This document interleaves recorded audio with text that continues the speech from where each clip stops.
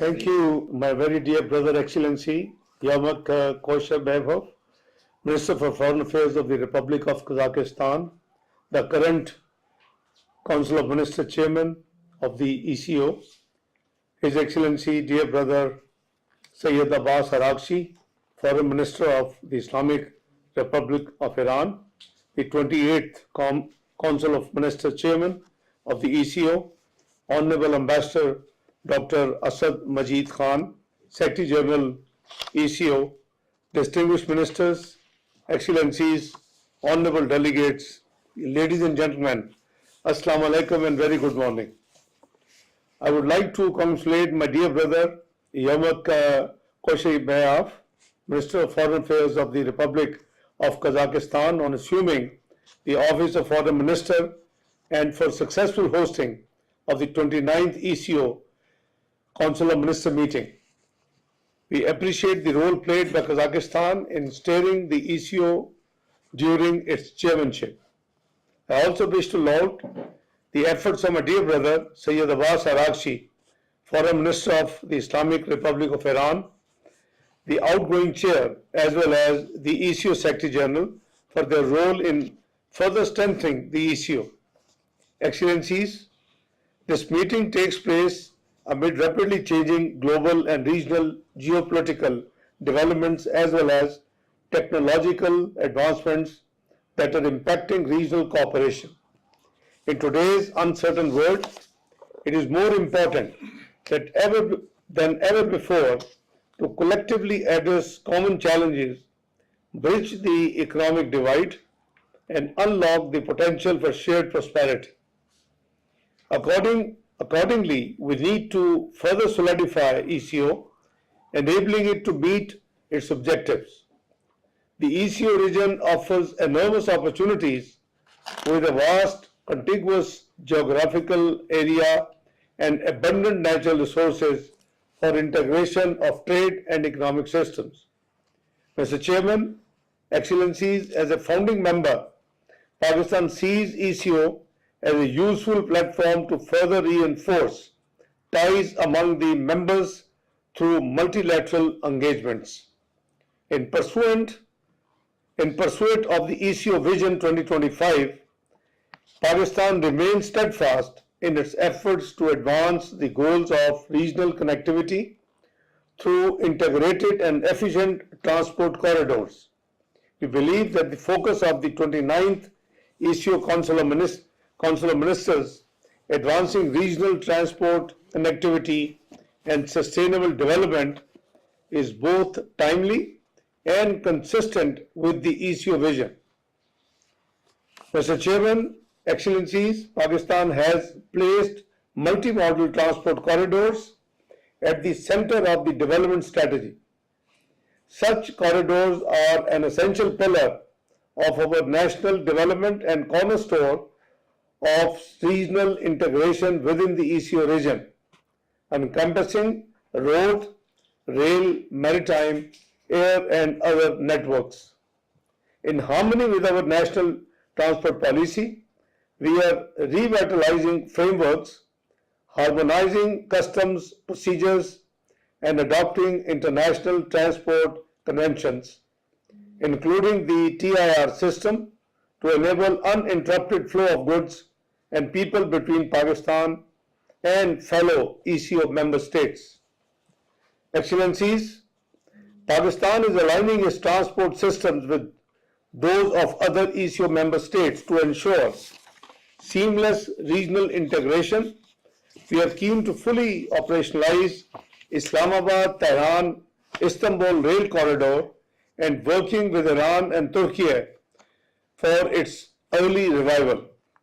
We have also joined the Eurasian multimodal corridor, connecting our ports to the Eurasian heartland, and we are looking forward to the early establishment of rail corridors from Uzbekistan to Pakistan via Afghanistan, providing Central Asian region with much needed transit opportunities and fostering growth and regional stability.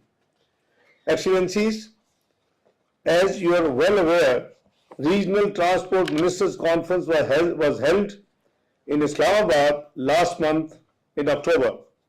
Ministers and senior officials from over 2 dozen countries and major international organizations, including the ECO Secretariat, gathered to deliberate on the theme Regional Connectivity Opportunities for the Region. Mr. Chairman, Excellencies, the conference enabled us to formulate strategies, identify priority corridors, and strengthen cooperation in road, rail, maritime, and digital transport systems. It reinforced Pakistan's role as a bridge connecting South Asia, Central Asia, and Middle East and China. Connectivity provides us an opportunity to transform our geography into an engine of growth for the entire region. Distinguished colleagues, Excellencies, I am pleased to share that since 14th of August 2024, Pakistan has implemented a liberalized visa regime, introducing a visa prior to arrival system for the business and tourism purposes for 126 countries. As a result, businessmen, workers, and tourists from our regional partners are easily availing this facility, reflecting our commitment to openness and people-to-people connectivity. Despite the above efforts, we all need to acknowledge that there is significant untapped potential for improving sustainability of transport and transit trade among the ECO regional countries.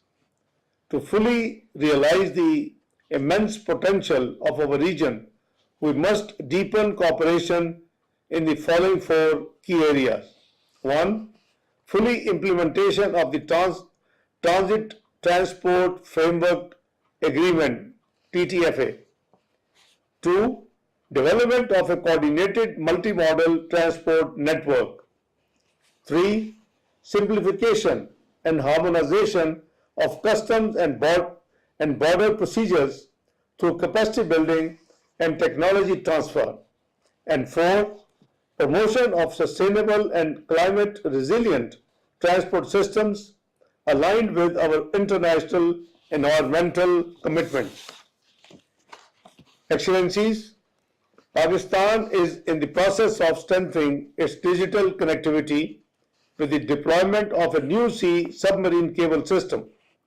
Under this development, Pakistan has been allocated a total of 13.2 Tbps bandwidth, enhancing support for cloud services, data centers, fintech, e-commerce, streaming, and the broader digital economy. We are ready to share the benefits of this initiative with all fellow ECO member states through the development of a digital corridor. Mr. Chairman, Excellencies, to realize the dream of regional connectivity, it is imperative to create an environment of peace and security. The ECO vision of regional connectivity requires collective efforts by the member states to address the serious security challenges faced by our region. ECO member states must jointly confront terrorism to establish a strong foundation for economic cooperation in the region. Without effectively overcoming this common threat, our dreams of seamless regional connectivity would remain a challenge. Excellencies, terrorism is the biggest obstacle in achieving regional peace, progress, and prosperity. Along with terrorism, climate change is also a common challenge to regional connectivity. We must integrate climate resilience into the very fabric of our economic cooperation by investing in green infrastructure, enhancing early warning systems, and promoting regional climate adaptation strategies that serve our common future. Mr. Chairman, Excellencies, finally, I would like to thank again all member states for their support in designating Lahore as the ECO tourism capital for the year 2027. I assure you that Lahore, which is Pakistan's cultural heart, will wholeheartedly welcome all those who will visit Lahore. I extend a very warm invitation to you all. I look forward to welcoming you all in Pakistan next year for the 30th meeting of the ECO Council of Ministers. Let us work together to overcome all the challenges and build a better future of peace, progress and prosperity for our entire region and beyond.